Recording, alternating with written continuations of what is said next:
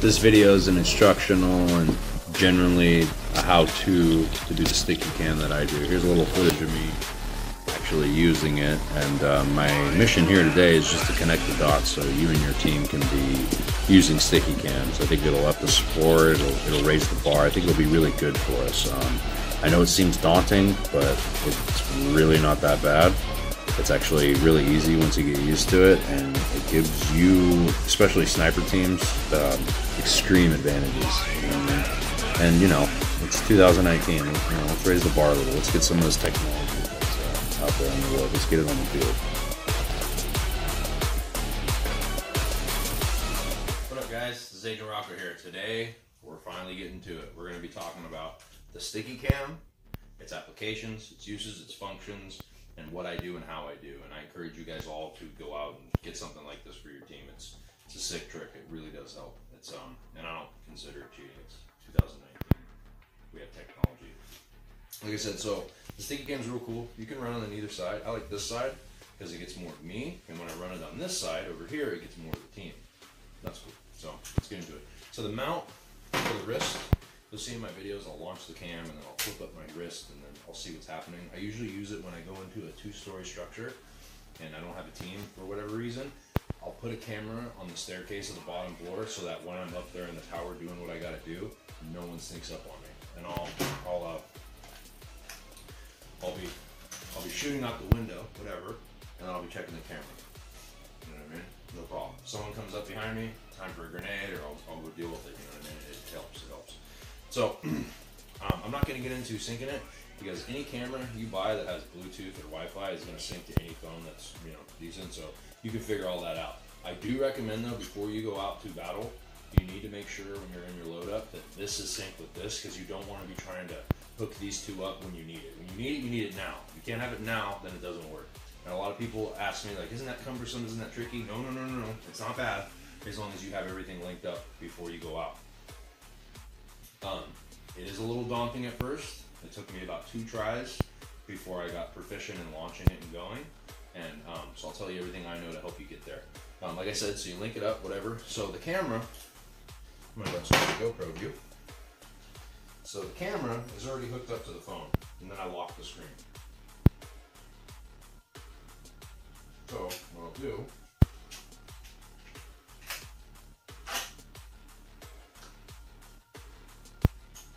is I'll pop open the lock screen. Bam, there's my camera. Bam, right there.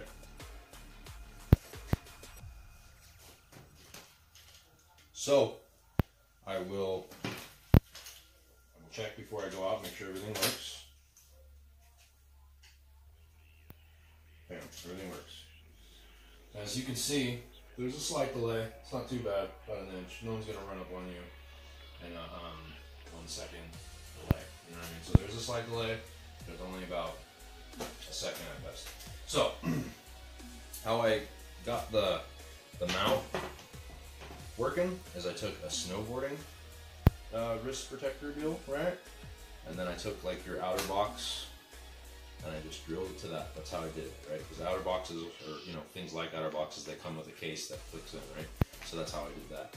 And then also I bought this phone cheap. Don't put your high ticket phones you actually use for the real life on, because as you can see that? I took a hit yesterday. Phone still works, it's cool, but I wouldn't spend more than 50 on the phone, guys, at all, and 20 on the case. The case is more important than anything, I'd say. Because not only do you want to be able to have it locked in here, you also want to be able to flip it and close it. I didn't do that yesterday. I was running with the screen up, and sure enough, it got hit. So don't make the mistake that I did. Make sure you get something you can flip this way. Amazon's got tons of shit like that. So does eBay. Alright. So I'm going to show you how I deploy it too. So when you buy the camera, this camera too, by the way, is the Drift Stealth 2. I like this one because it's sleek. It fits the guns the best. It looks like it belongs on the gun, whereas GoPros are blocky, you know. So when you get the camera, you get a bunch of these. And this is where the camera slicks into, right?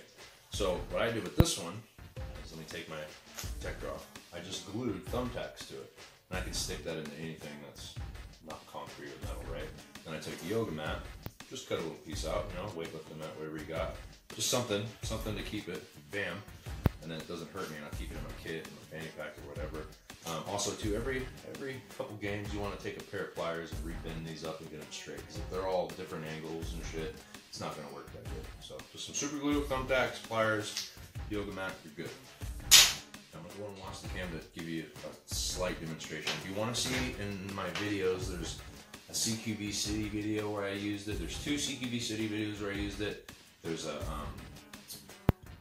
not a ghost town. There's like 4 videos on my page where I use it, and the one that's by the storage containers, that's a staged event, just so I can show you guys how it works. So that's not real action.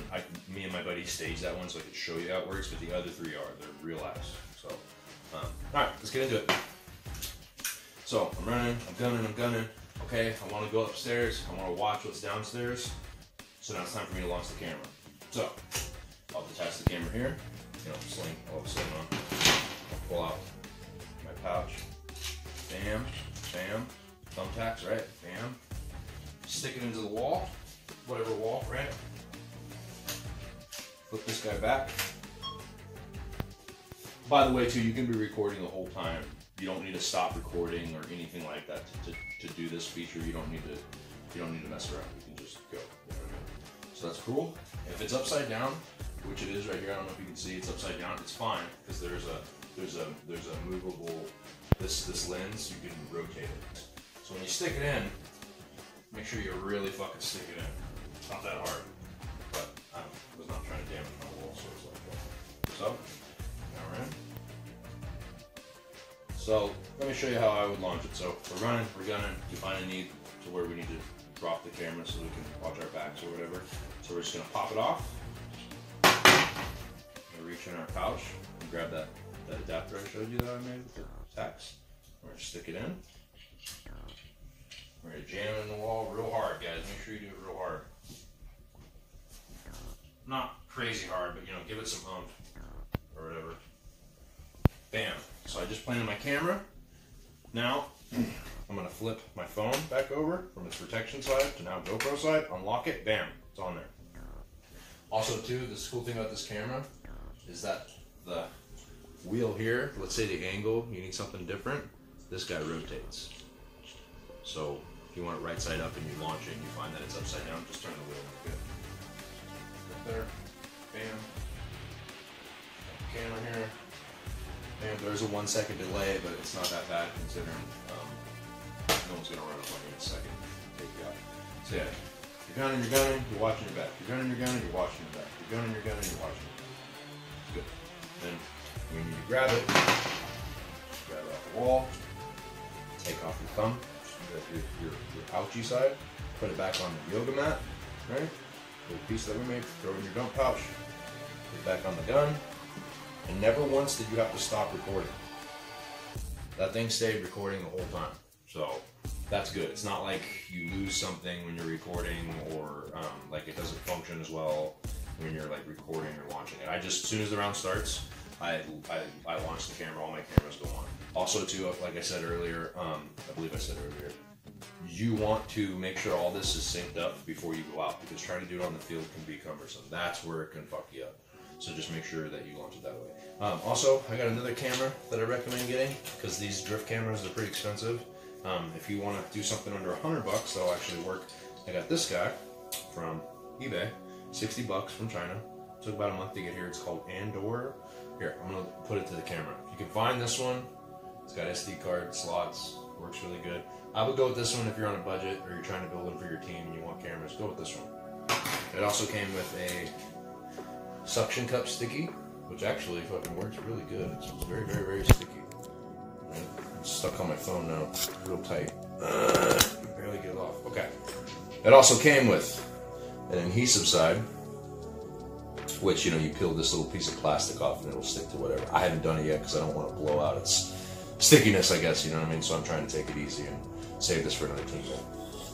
Also came with a magnetic back in refrigerators, freezer rooms, wherever something's metal.